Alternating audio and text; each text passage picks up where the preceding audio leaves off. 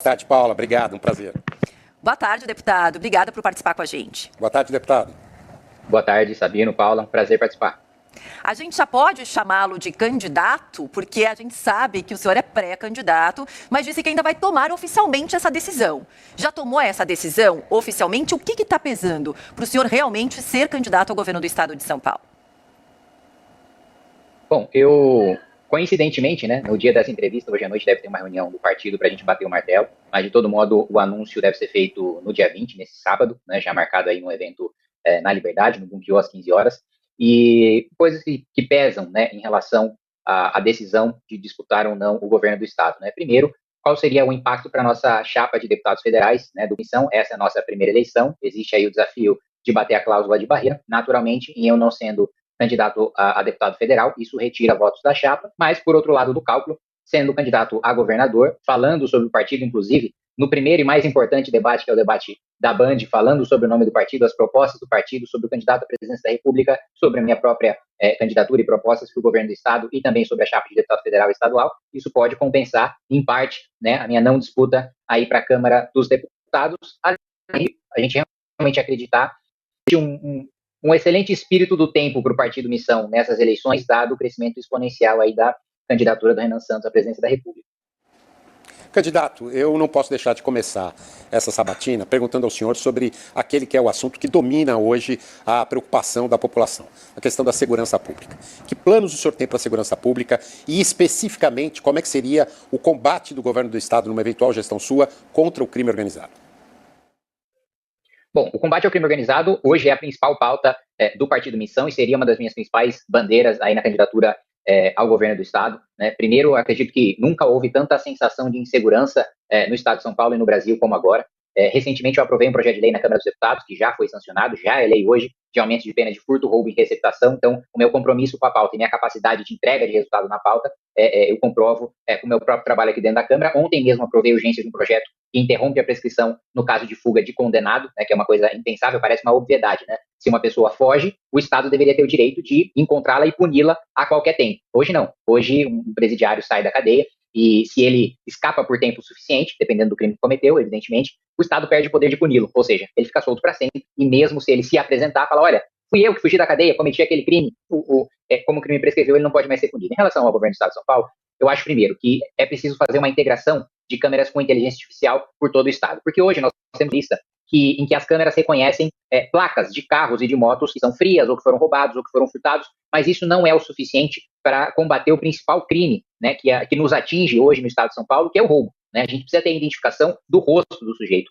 A experiência que nós temos na cidade de São Paulo com o Smart Sampa e que outras cidades também adotaram ali, que é o caso de São Caetano, o caso de Indaiatuba, foi muito bem sucedida, né, do uso da inteligência artificial para fazer o reconhecimento facial, e eu acredito também que deva haver uma integração do sistema de segurança, da Secretaria de Segurança Pública de São Paulo com o sistema Córtex, também do Ministério da Justiça, para que todas as lideranças do crime organizado que já estejam com mandado de prisão expedido não consigam mais nem entrar e nem sair do estado de São Paulo. Porque, como a gente tem algumas cidades que possuem esse sistema e outras que não possuem, os criminosos, basicamente, eles saem das cidades que possuem, para não serem pegos, para não serem presos, e vão para as que não possuem. Se a gente tiver isso em todo o estado, eles vão ser obrigados a sair do estado, os foragidos dificilmente vão conseguir permanecer no estado nessa situação.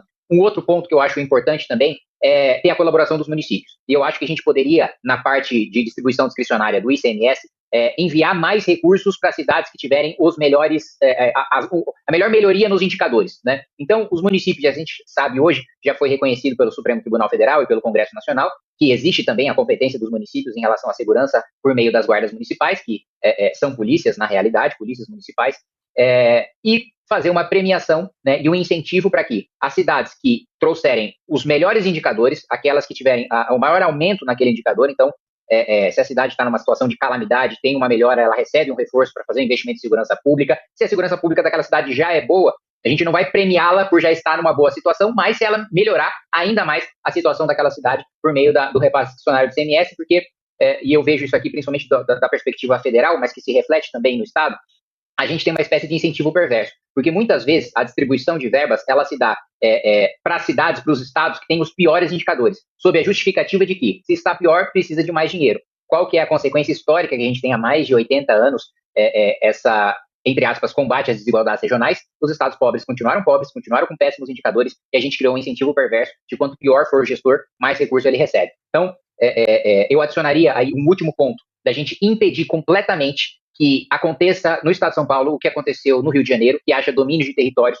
Se eu fosse governador do estado na época da Operação Verão, da Operação Escudo, eu não teria terminado essas operações tão cedo quanto o governador Tarcísio, na minha avaliação, ele recuou por medo de apanhar da imprensa, por medo de apanhar de partidos de esquerda. Eu não teria esse receio de levar as operações às suas últimas consequências, porque o PCC, durante a gestão Tarcísio, ele teve uma oportunidade, o governador Tarcísio teve uma oportunidade porque o PCC entrou em racha. Pela primeira vez, diferentes facções dentro da própria facção criminosa começaram a literalmente se matar. E aí, abriu margem para que a nossa tropa de elite da Polícia Militar, que é a Rota, atuasse, né, retomando territórios, exterminando lideranças do crime organizado, e infelizmente isso não foi levado à frente até o final pelo receio do governador. E outro ponto, o governador Tarcísio prometeu estruturação, né, das polícias, né, não regulamentou a lei orgânica das polícias que nós aprovamos aqui no Congresso Nacional, que moderniza o sistema, que facilita principalmente a investigação, e a gente sabe que o número de resolução de crimes é muito baixo no estado de São Paulo e no Brasil de maneira geral.